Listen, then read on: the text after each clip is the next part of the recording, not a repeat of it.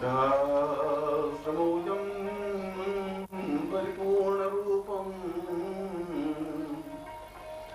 ज्ञानाय दिव्यं चैतन्यरूपम्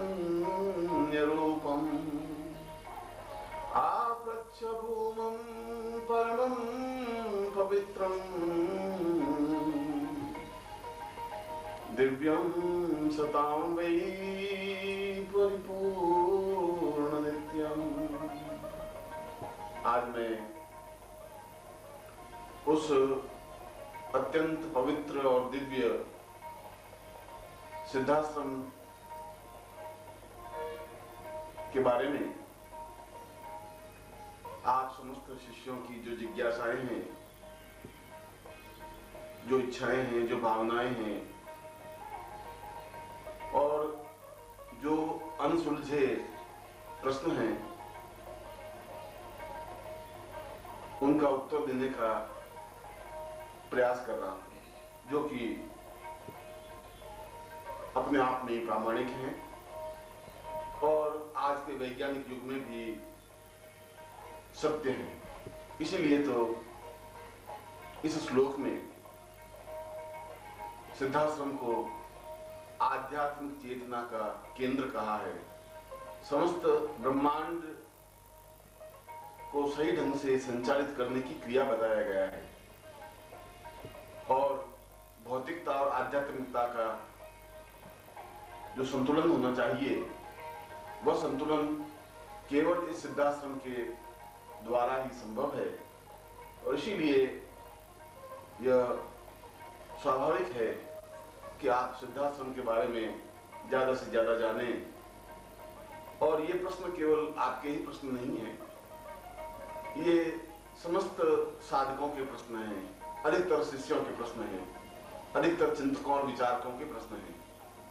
इसीलिए आज की इस पवित्र मेला में आपने जो कुछ प्रश्न किए हैं और कर रहे हैं, मैं परम पूज्य गुरुदेव स्वामी सच्चिदानंद जी को पूर्ण श्रद्धायुक्त स्मरण करता हुआ उन प्रश्नों का समाधान करने का प्रयास कर रहा हूँ। क्या है इसके बारे में हमें कुछ बताने। सिद्धाश्रम में एक चेतना पुंज है, एक आध्यात्मिकता का आधार है, एक बेस है। क्योंकि जीवन में भौतिकता केवल आदमी को स्वार्थी और छलमय, कपट और व्यभिचार युक्त बना देती है। उसके मन की वृत्तियों को अत्यंत दूषित और विषैली बना देती है। इसलिए इस भारतवर्ष की भूमि पर, या यूं मैं कहूं कि पूरे ब्रह्मांड में, एक ऐसा भी स्थान है जो अपने आप में अद्वितीय और श्रेष्ठतम पवित्र धाम है, आश्रम है, जिसको वेदों में भी सिद्धाश्रम के नाम से ही पुकारा गया है। और वेद तो हमारी आदिकालीन संस्कृति है, हमारे पूर्वजों और हमारे ऋषियों का आधारभूत सत्य है। और उन्होंने भी अपने जीवन में इस बात को स्वीकार किया, महसूस किया कि वास्तव में ही जीवन की पूर्णता केवल सिद्धाश्रम में जाने पर ही संभव है। और इसीलिए उन्होंने अपने मंत्रों में, अपनी ऋचा में स्पष्ट रूप से प्रश्न किया, भो सिद्धाश्रमां वै परिपूर्णः, सिद्धाश्रम क्या है। और इसी ऋचा के उत्तरार्ध में इसी ऋषि ने उत्तर दिया है कि जीवनम परिवै परिपूर्णतां मृत्युर्वै अमृतं गमय साम पूर्व स्वसिद्धाश्रम।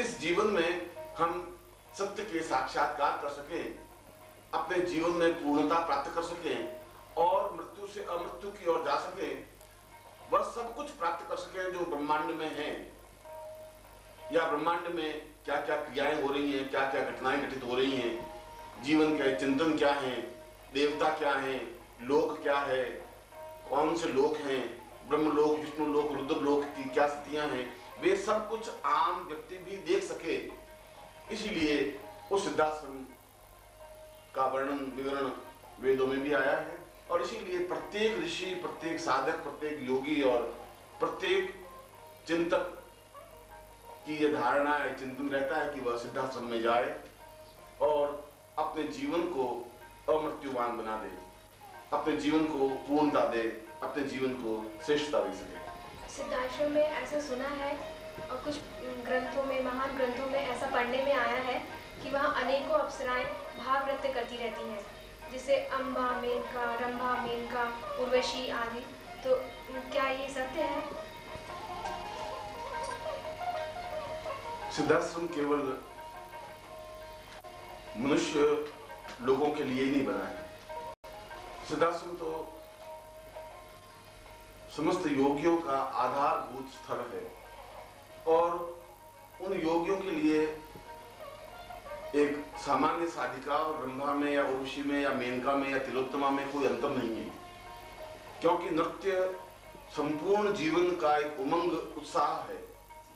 क्योंकि नृत्य से व्यक्ति उस जमीन से ऊपर उठता हुआ गुरुत्वाकर्षण से मुक्त होता है। जमीन पर खड़ा हुआ व्यक्ति नृत्य नहीं कर सकता। और यह भावप्रवण नृत्य इस बात का साक्षी है कि व्यक्ति के मन में उत्साह है, उत्साह है, जोश है, क्षमता है, प्रवाह है, एक नदी की तरह चलती हुई एक गतिशीलता है। और इसीलिए जहाँ देवता लोग भी उस सिद्धाश्रम में आने के लिए लालायित हैं और विचरण करते हैं, ठीक उसी प्रकार से जैसे कि मैं आपके सामने बैठा हूँ, और उसी प्रकार से वे अप्सराएं भी आने के लिए लालायित रहती हैं। और वे जिस प्रकार से मैं आपको देख सकता हूँ या आप मुझे देख सकती हैं, या जिस प्रकार से हम एक दूसरे से बात कर सकते हैं, ठीक उसी प्रकार सह शरीर हम उनको स्पर्श कर सकते हैं, बात कर सकते हैं, उनका नृत्य देख सकते हैं। और एक पूर्ण शुद्ध शास्त्रीय नृत्य केवल विश्व में अप्सराएं कर सकती हैं, क्योंकि नृत्य की उत्पत्ति ही उनके नूपुरों के माध्यम से हुई है। और वे समय समय पर जब भी सिद्धाश्रम में कुछ विशिष्ट दिवस, गुरु पर्व, गुरु पूर्णिमा, सिद्धाश्रम दिवस, चैतन्य दिवस या कुछ ऐसे विशिष्ट पर्व होते हैं, तब वे स्वयं, उनकी आकांक्षाएं रहती हैं कि हम उस सिद्धाश्रम में आए और अद्भुत अनिवर्चनीय नृत्य कर सके। और वे नृत्य करती हैं, विचरण करती हैं, देखी जा सकती हैं। और वहां के लिए यह कोई एक अनहोनी घटना नहीं है, वहां के लिए यह कोई अद्भुत करिश्मा नहीं है।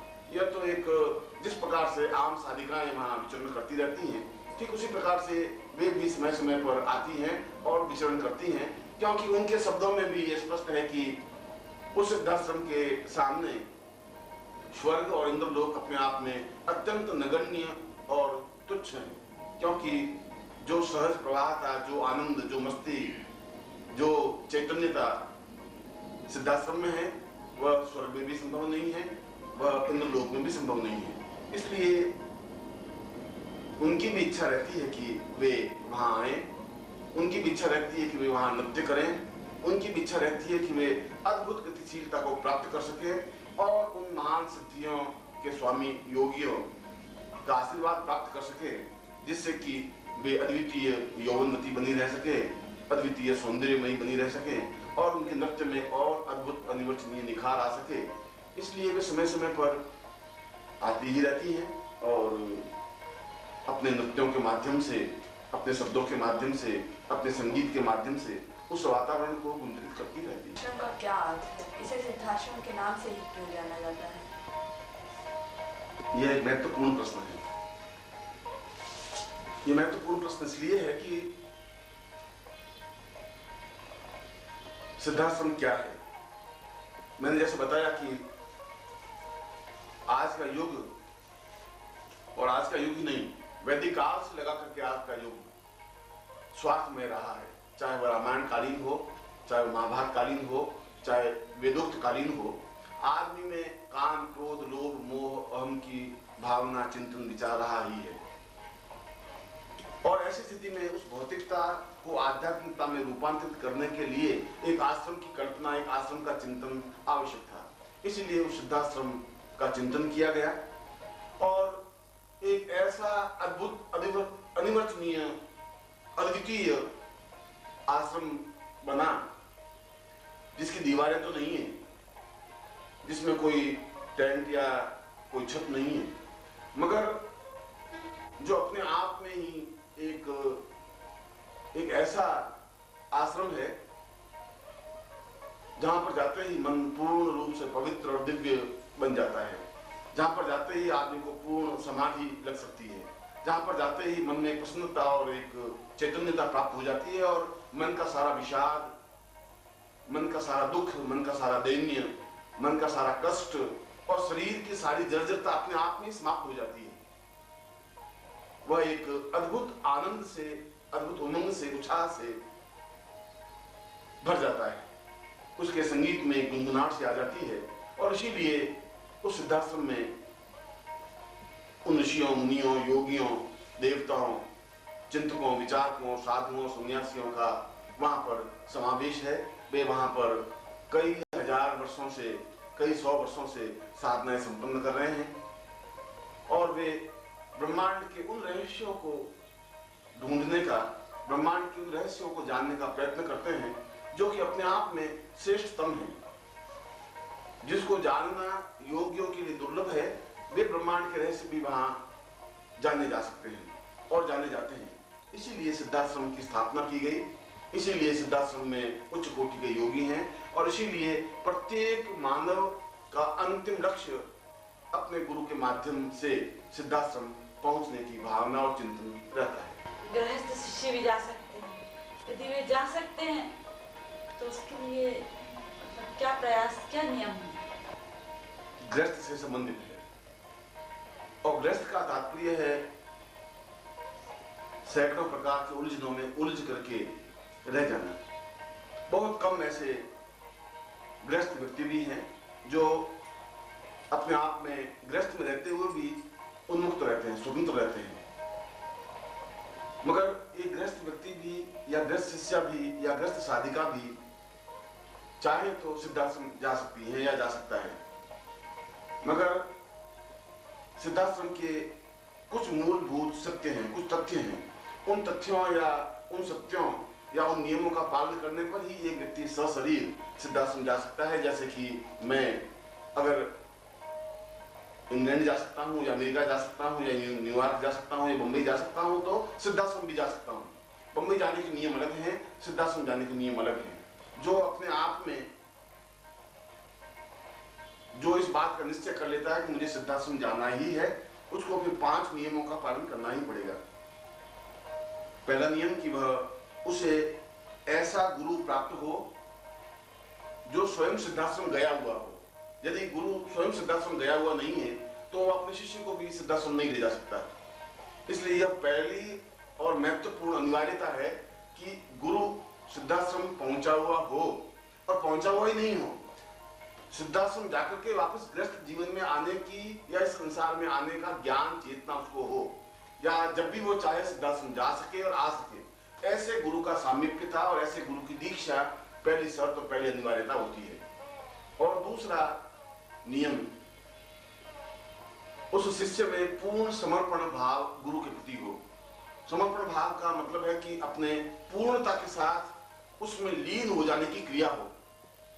जब लीन हो जाने की क्रिया होगी तो उसमें जितना विषाद है, उसके शरीर में जितना छल है, झूठ है, जो कुछ पाप है, वो अपने आप में उस शक्तिपात के माध्यम से जब गुरु शक्तिपात करता है तो वे धुल जाते हैं, समाप्त हो जाते हैं। और ऐसी क्रिया होने पर वह व्यक्ति, वह बालिका, वह स्त्री, वह साधिका, वह गृहस्थ अपने आप में शुद्ध और चैतन्य बन जाता है।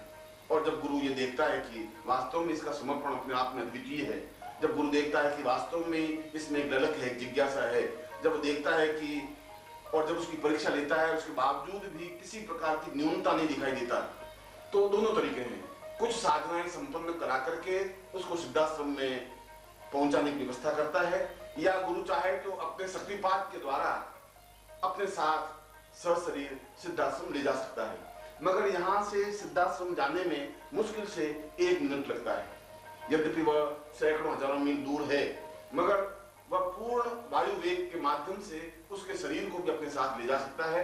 वह एक आंख बंद करता है और खोलता है तो ऐसा लगता है कि सिद्धाश्रम में बैठा हुआ है। और वहां पर वह अपने शरीर को, अपनी चैतन्यता को देख सकता है, विचरण कर सकता है, घूम सकता है, और ऐसा कुछ भी शरीर में परिवर्तन नहीं आता, ऐसा कुछ भी अनुभवना घटित नहीं होता। इसलिए गृहस्थ शिष्य भी जा सकता है। इसके लिए कोई बहुत कसौटी कड़ी नहीं है, मगर समर्पण अपने आप में बहुत बड़ी कसौटी है। ऐसा गुरु प्राप्त होना अपने आप में बहुत बड़ी कसौटी है। और गुरु के मन में यह चिंतन बनना कि मुझे सिद्धाश्रम में शिष्य को ले जाना है, यह भावना बनना बहुत बड़ी कठिन क्रिया है।